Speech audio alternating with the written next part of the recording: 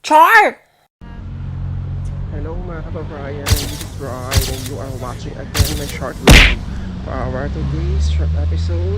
Ayan, tayo po ngayon ay papasok ulit ng trabaho. Pahapon tayo, ayan, Friday ngayon guys. And 1:30 na tanghali. Ito na naman, Friday madness. Nakikipagsapalaran na naman tayo sa mga turistang Friday, Biyernes ang isa sa pinakamatrabahong araw.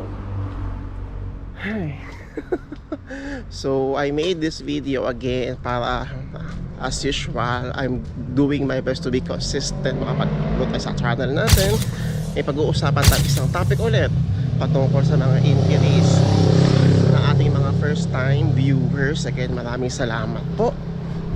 So ang magiging topic natin is all about tourist visa.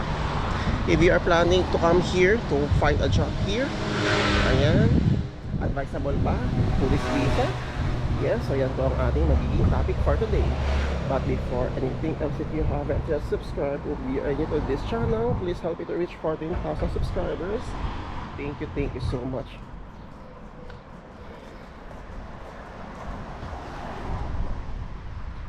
Sa lahat ng mga nakiparticipe na subscribe sa ating YouTube. So naglalakad na ako papasok. Yes, kita nyo ba? I don't know. Ayan. So, ang daming tao. Kagabi ay sobrang lakas ng ulan. Tapos ngayon, kala mo hindi umulan. Sobrang init naman as in. But before we start guys, gusto ko lang po sana ulit magpasalamat sa lahat po ng mga nag-support. Uy, oo, achievement din to. Nakakuha tayo ng isang Croatian brand dito, yung SIM card na at yung collaboration natin with Bongbong. So thank you so much sa opportunity. And I'm really looking forward pa na masundan yung mga collaborations natin with the brands, diba? Yun naman talaga yung gusto ko. Alam niyo yan, alam niyo ambisyosa ako, diba? Pero I'm so grateful for you guys, to you guys, kasi kayo talaga yung dahilan bakit naman nila nakikita yung platforms na hindi man ganun kalaki yung channel natin. But I am beyond grateful and thankful po talaga sa support ng views na binibigay nyo sa akin. Maraming salamat. Short vlog lang naman ito. Pag-uusapan natin yung nabanggit ko kaninang topic. Alam ko na marami sa mga kababayan natin sa Pilipinas, lalo na sa Middle East, gusto, nagkakaroon ng curiosity paano yung buhay dito sa Croatia. So bakit marami mga Pinoy yung tourist visa yung naiisipang paraan maging pathway para makipunta dito sa Croatia? Unang-una, tawag dito, aayaw na mas magkaroon ng mas malaking opportunity, diba? Mas malaking sahod. Hindi ko naman sinasabi na sobrang laki ng sahod dito, pero nahihiya talaga ako mag-vlog sa public place.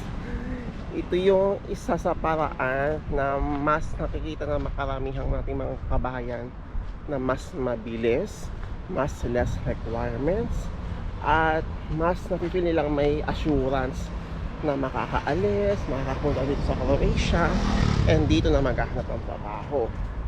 Pangalawa, mas namumurahan sila sa expenses kasi alam naman natin na sobrang mahal po, sobrang taas ng placement fees ng mga agencies. And then kung sa Pilipinas tayo, ayan, ang daming requirements, medical, anything. Unlike pag mag-tourist visa kayo, you just have to provide your bank statements. Ayan, mag-wait na lang ng visa, di ba?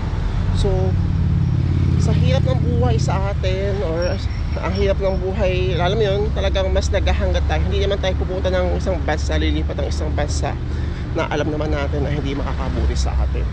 So yun yung naiisip na karamihan ng mga kabayan, bakit nila gustong pumunta dito sa Croatia.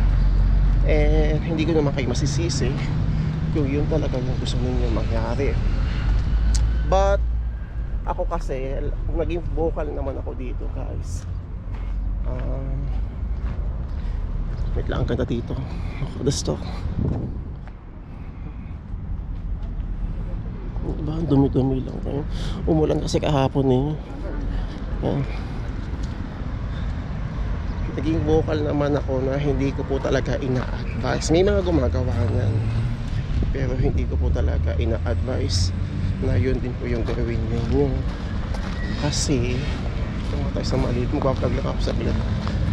Kasi alam naman na sa mata ng batas, lalo sa bansa na sa Pilipinas, hindi po talaga legal na magtuturist kayo tapos doon sa bansa pupuntahan ninyo, doon kayo maghahanap ng trabaho. So hindi talaga siya advisable for me. And mas malaki yung consequence. Let's say for example, wag naman mangyari, di ba, na check kayo, tourist visa yung hawak ninyo, di ba?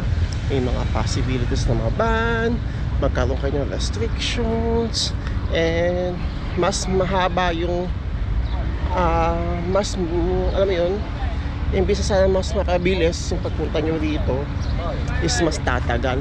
So hindi ko talaga siya ina-advise, although alam kong may mga gumagawa, no? May mga ilang successful, may mga ilang hindi pinapalad. So kahit pa sabihin natin magte-take na lang ako ng reserve, kahit ganyan, basta mahalaga masubukan ko. Maraming legal na paraan para po kayo ay makapunta dito saan nyo mga gustong pumunta, na hindi nyo na kailangan mag-tourist visa, dito kayo hahanap. Okay, again guys hindi ko kayo pinipigilan sa buhay ninyo, sa inyong decisions. Doon lang talaga tayo sa legal, doon tayo sa alam natin naman dapat talaga nating gawin. So kung kayo ay nasa Pilipinas, ayan, diba, sa DMW, sa workabroad.ph, ang dami-daming agency sa atin na nakakapagpaalis na punta dito. And sasabihin niyo, ang dami po kasing requirements, ang tagal-tagal po ng paghihintay, ganyan. Guys, normal naman sa pagiging aplikante ang mga may requirements, may medical. Pangalawa, doon sa paghihintay ninyo, naisip nyo ba na ganoon din kabilis mag-process ng from tourist visa to working permit to residency dito sa Croatia? Na-consider nyo ba yon, diba? So kahit yung mga taga rito naghihintay ng renewal, yung mga renewal na lang, naghihintay ng matagal din ng working permit. So kung gagawin ninyo, mag-tourist visa kayo, mag-aantay ng working permit, diba? Paano yung expenses ninyo? Paano yung accommodation ninyo? Ganun, diba? Kung tourist kayo habang naghihintay ng working permit, let's say for example, nakahanap kayo ng malilipatan nga, diba? So mas magastos, mas komplikado. Yes. So again, hindi ko kayo pinipigilan sa mga gusto ninyo, but alam naman natin kung ano yung mga dapat gawin. And doon tayo talaga sa tamang paraan sa agency sa Pilipinas, DMW, work abroad, kasi yun naman talaga yung tama.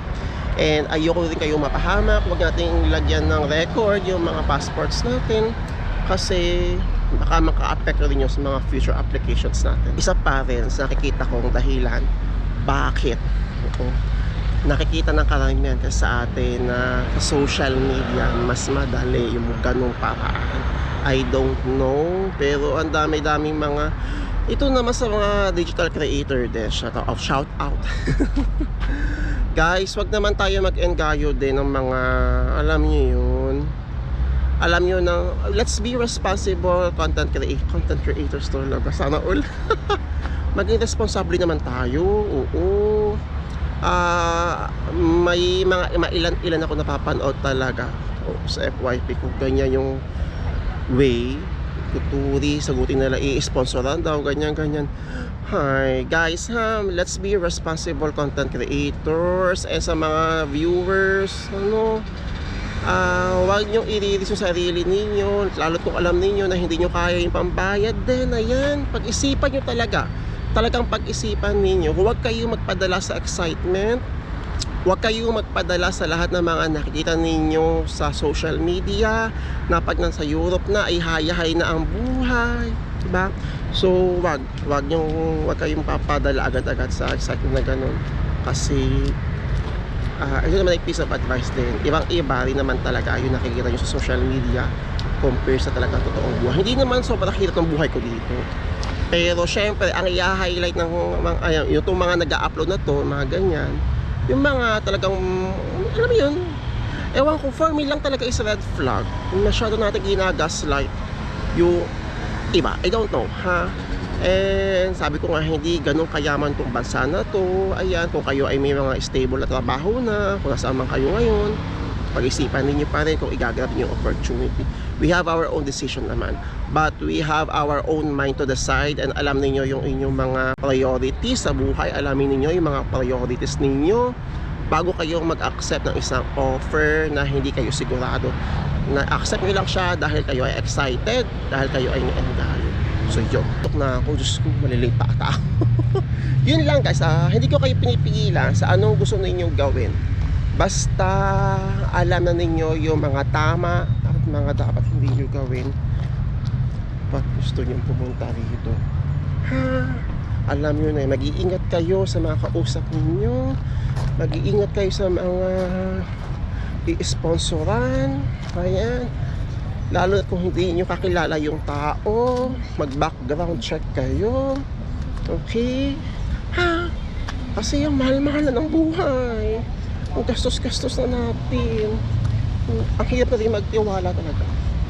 To be honest, ang hirap na magtiwala. Na, I'm here sa Gushport. Yes.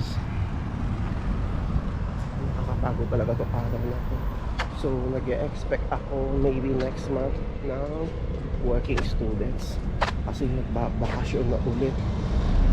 Ito bang mga turista na to? Meron namang pedestrian lane. Bakit malumili pa? Kasi hindi naman dapat na nasa highway na kasi. Nakakatakot kaya yung daan. Diba? Kaya sa mga travelers din natin, mag-iingat kayo sa pagtawid. At traffic na naman dito. Ayun. I hope na somehow is doon ay payo lang naman. Nagpayo lang naman ako sa vlog natin today. Hindi ko na inom yung iniinom ko. And isang araw na lang, Sabado na bukas, finally makaka-rest day na ako. Pero ang balak ko talaga, may pangabalak ako gawin sa rest day ko. Baka pumunta ko na pa pagawa ko ng mga projects ko. And again guys, salamat po talaga sa mga nag-support ng collaboration ko o mga nag-like ng video. Thank you talaga. Kasi sa Instagram kasi yun. So follow nyo ng Instagram ko. Follow pa ako sa Instagram. Eh hindi naman kaano yung Instagram ko. Kasi more on mga pictures lang talaga ang naka-upload ko doon. Pati yung videos lang. Pero I'm so thankful talaga sa support. Salamat talaga. Sobrang na-appreciate ko yun. Nanganak na siya. May ba? Diyos ko, wala na talaga magagawa ng kulay ko. Ito na talaga siya. Anyways guys, hindi ko na pahabain tong vlog na to. I hope na nag-enjoy po kayo. I hope na napayuhan ko kayo sa ating short vlog for today. If you have any more questions or suggestions, comment nyo lang. Malay nyo yan tong ating maging next content sa ating channel. And again guys, please help me to reach 14,000 subscribers and please don't skip ads. Maraming salamat po. And let's claim it. Mag-look forward tayo sa more collaborations pa. Kasi yan naman talaga yung gusto rin natin na ma-recognize yung mga platforms natin. So yun lang guys. Thank you so much for watching. Good luck sa mga naghihintay ng mga working permits and visas nila. And I hope na tayo po lahat magkita-kita dito sa Croatia. So good luck and see you soon mga kapagbayan. Ciao! Anong magagawa?